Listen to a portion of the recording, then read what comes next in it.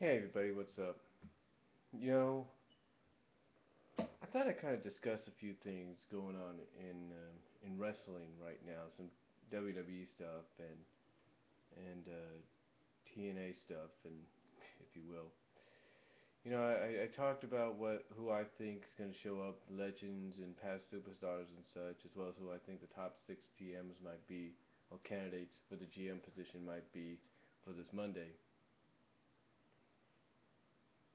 But as much as is going in WWE's 1000th Raw, there's a lot going on with TNA, and one of the things going on with TNA, I've talked about this before, and why I think it's being built up the way it is AJ Styles' current storyline. For anybody that's watched Impact tonight or is currently watching Impact, you probably know what I'm talking about. Now, to me, I think, again, I truly believe this is leading to one or two, maybe three match possibilities for Bound for Glory. We're either looking at a mixed tag, we're either looking at AJ Kazarian or the three-way dance or something like that, or AJ and Daniels again lose or leaves TNA or whatever it is. Something's going to come out of this, and like I said, it's one of three matchups that you're going to see. You're going to see a three-way. You're either going to, well, actually, it could be one of four matches actually, but I mentioned basically who I think the top two would be, and one of them I believe is going to be a mixed tag that could involve Dixie. I know nobody likes to hear that, but that's just my potential at it. Um, I think obviously what's going to happen is we're going to find out that the photos were set up, because I look at the pictures they showed on ringsidenews.com as well as on Impact Wrestling on Facebook, and to me it looks like one of the things that Clara is doing. She's looking into the camera. So if that doesn't tell you she's setting up AJ, I don't know what is. And again, it's all about. And again, it's definitely a story. The main plot point here isn't about AJ being the father and AJ doing this and all that. It's basically about Daniels being jealous of AJ getting more opportunities than he has. Is jealous that AJ's the face in the franchise and he's not. So that's basically what it is, and it's going to come to an end at Bound for Glory. And again, it's like I said a week ago. I know many people don't like these stories of AJ's storyline and the Joseph Park Abyss Bully Ray storyline being dragged out, but they're being dragged out for a reason, because it's setting up potential big matches and climax matches and final chapter matches, if you will, at Bound for Glory. So. And again, I know that if they lead towards either AJ facing Daniels and Kazarian in a three-way, or AJ versus Daniels or Kazarian in a singles match, or whatever it is, or what I feel they could go with a mixed tag with either Clara being revealed that she's not really pregnant, it's all makeup and all that, or somebody representing Clara, and against Daniels and teaming up with either Daniels or Kazarian against AJ and Dixie. That's right, Dixie. Um, one one never knows exactly. One never knows what could happen, but I believe that's what they're setting up towards. One of those matches. It's just, that's why they're dragging it out. And the same thing goes again, like I said, for Bully Ray's storyline with Abyss slash Joseph Park. It's setting up, to me, in my personal opinion, to a third ever barbed wire massacre at Bound for Glory. That's what it's leading towards. You may say to yourself, no way, they're not leading towards that. There's no way they could do it. Oh yeah, there is. Yes, there is. Because think about it. Bully Ray, and this is just a little off top, well, part of the top, but think of this. Bully Ray, as I mentioned in the other video, has done hardcore matches. He knows how to fall on these hardcore environments. So the next best thing for him is to go to barbed wire massacre. It'd be the first barbed wire match in his career, as far as I know. But hey, if it's going to finish up his storyline with Abyss, Joseph Park, so be it.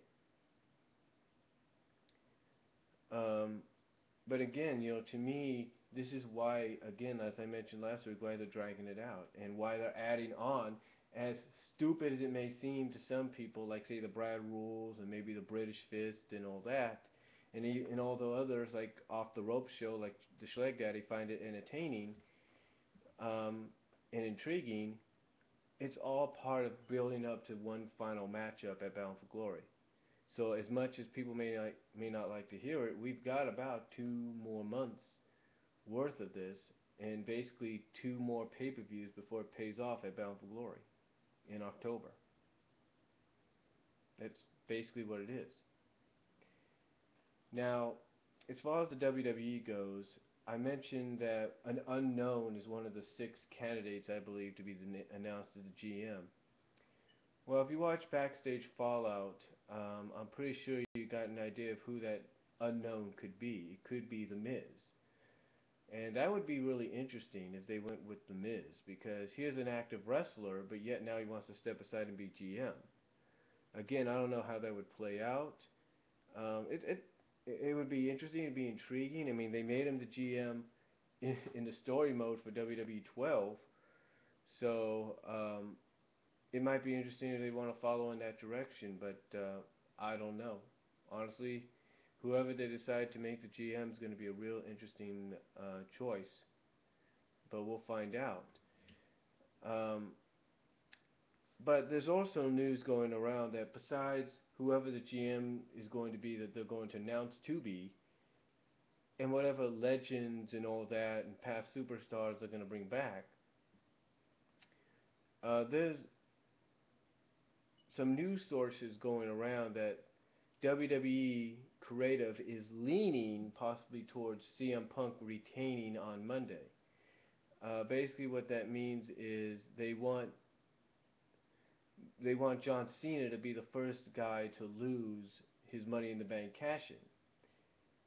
And believe it or not, in case you haven't known about, I know I said that twice, but believe it or not, and if you haven't been reading the sources, if you will, the inside sources, John Cena was supposed to take this pay-per-view off, this past pay-per-view off, and Chris Jericho, the man who came up with the concept, was supposed to win and end up being the first guy to unsuccessfully cash in.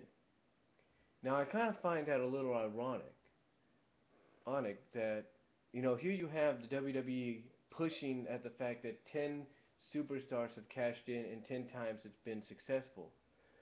So it makes me think if they just want to keep it at 10 and then for a while, for the next couple of years, have all the cash in, have all the Money in the Bank winners, either the world title, WWE title, have them just lose, have them go bankrupt. I'm wondering if that's the direction they want to go in, because if they do, that would be kind of like with the Royal Rumble, if you will, in WrestleMania. This year they broke the whole Royal Rumble winner WrestleMania losing streak with Sheamus beating Daniel Bryan. So, to me, I think if they do that direction, there's going to be a lot of fans that are going to criticize that. Believe it or not, there'll be a lot of fans that will criticize that. But to me, I think I think honestly, that's just what they're leaning towards right now, according to several reports and rumors. Now, the other report and rumor going around is they want to, I think, close out the 1000th episode with something with an angle that's similar to the Nexus of 2 years ago, CM Punk's situation last year. So the question is, what will that angle be? Now, I know a lot of people are probably thinking, oh, maybe they're going to turn Cena heel.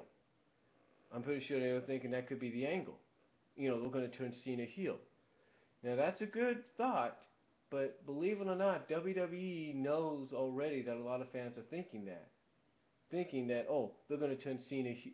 They're expecting us to turn Cena heel, so we'll get, you know, they're expecting us to do that. They know what we're going to do.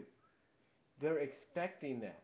So I wouldn't bank just yet. I'm not ruling it out, but I wouldn't bank everything on a Cena heel turn.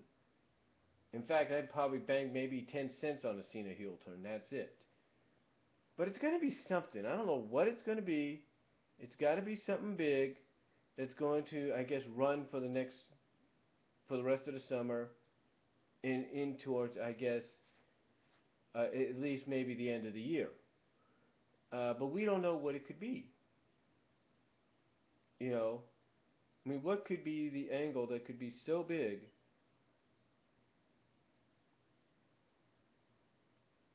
Hmm. It could be so big, or at least on the levels of CM Punk's uh, deal last year, and then the Nexus the year before. What could be so big to equal that? Could we have another invasion? What could it be? We don't know. See, this is one thing I'll give WWE credit for: is like keeping a tight knit on who's appearing, who the GM is going to be, and especially what this big angle could be to close out Monday Night Raw's 1000th episode. Now, a lot of people, like I said, would start speculating it's got to be a Cena heel turn they're going with. But remember, WWE probably knows that you're thinking that already. So what else could it be? Well, it could be, like I said, it could be another invasion. This time, an invasion of wrestlers, superstars, or whatever that want to be legitimate. It could be that. I mean, we don't know what it could be. It could be maybe a takeover by the past superstars, like saying, "Hey, this whole PG era deal is a piece of crap. We're the ones that made this company. We're the ones that are going to take it back." It could be that. We don't know. Heck, you got Paul Heyman involved. Maybe it'll be a damn ECW invasion. Who knows? I don't think they'd go in that direction. And there's a lot of speculation. A couple months ago, there was an earlier source, I think it was the Bleacher Report, that speculated they could go with an invasion of MMA-like guys trying to take over and yeah, legitimize the WWE.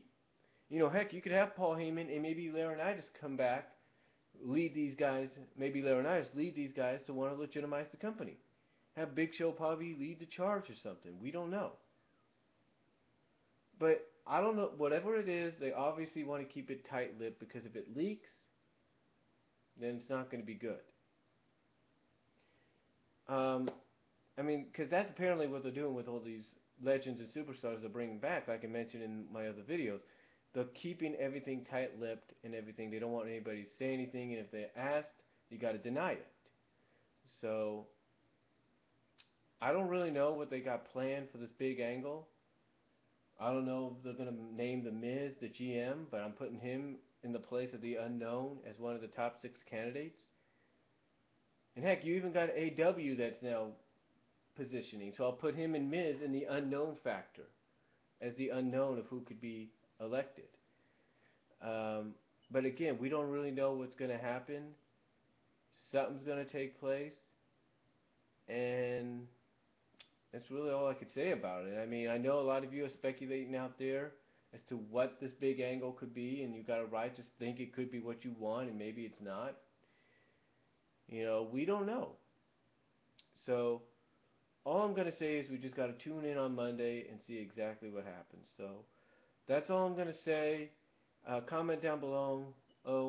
And that's about it for my thoughts on what's going on in TNA and WWE for this week.